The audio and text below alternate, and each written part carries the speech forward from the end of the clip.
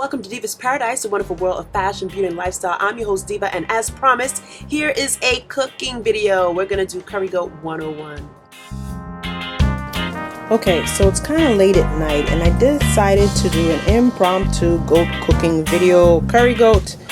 We're still celebrating Jamaica's 50th, and I'm bringing you all things Jamaican this month, August 2012. This is a bag that has some chopped up goat. You can get this if you're in New York, pretty much at any West Indian grocer. You'd be surprised, even Mexican grocers carry goat. I'm not certain where you'd get it if you were not in New York, but you could probably try your butcher shop. This is about, I would say, probably about 3 pounds, but normally a 2-pound bag is enough for a family of 4 or 5 people, I'd say, depending on your portions. It's traditionally served when there's celebrations. Usually if there's a party or anything, you hear people say, boy, I have to kill a ramen, I have to kill one goat, which you really don't want to see the process. It's very brutal in my experience. I don't like to see it. But anyway, this is goat I bought from a West Indian grocer.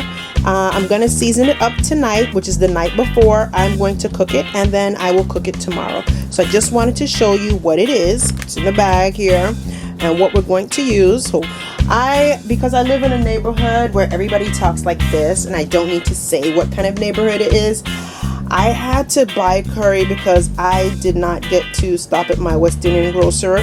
This says hot curry. I mean, I don't know if their idea of hot is actually hot, but this is what it is. Also got a jar of mild curry. I'm also going to use 3 scallions out of this bunch, or we call them spring onion, a large tomato, as well as a large onion.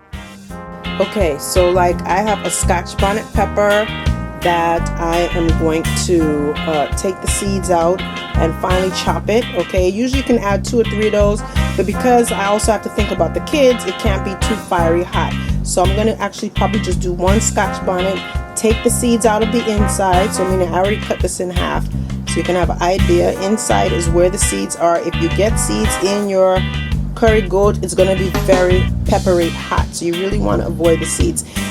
For you ladies, you may want to use gloves when you do this, because God forbid you touch any sensitive areas of your body by accident, you're going to be on fire, and it's not going to be a good kind of a fire. But I'm trying to get a focus on it. But anyway, that's a scotch bonnet pepper. The closest pepper to that, if you do not have scotch bonnets, would be a habanero, because scotch bonnet is basically a type of habanero, but scotch bonnets, we like to use these in our Jamaican cooking. This is what the scotch bonnet pepper looks like once I have de-seeded it. And here it is, all finely chopped up. I will also now take the large onion. I usually chop it in half just because it's easier for me to manage when I'm slicing it up.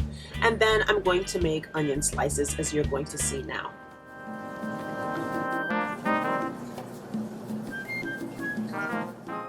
Also, I'm going to use 2 garlic cloves. I'll just use the back of my knife to smash the cloves so the garlic can release the flavor into the food. We'll season the goat meat with salt and pepper to taste, obviously salt and black pepper.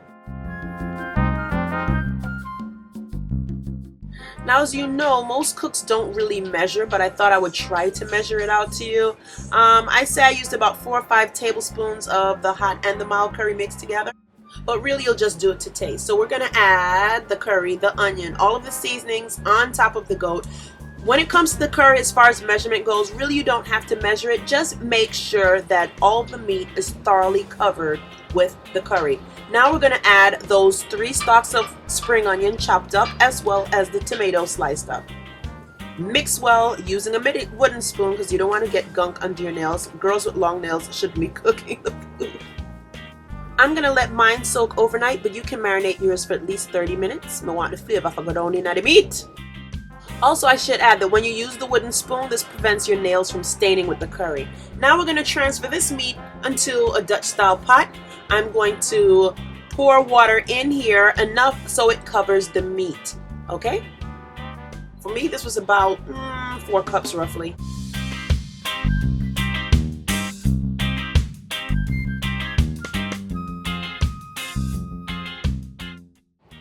I cover the pot and I bring this to boil under high heat.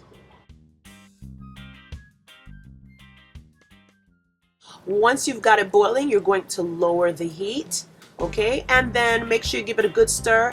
Cover it up and allow it to simmer until the meat is tender. You can feel free to add more water if you feel you need more water, but I just let it simmer. Some people like to add potato to thicken it. I don't really like to add starches or potatoes or anything. I just cook it just like that. And here's the finished dish. I might add, it does taste delicious. The curry is a little different from the West Indian curry that I use, but it still came out soft and tender nonetheless. This is great with a bed of white rice and a side of vegetables. Ingredients that you'll need will be listed in the information box below, as well as a link where you can get products. Thank you for watching and subscribing. God bless. Until next time.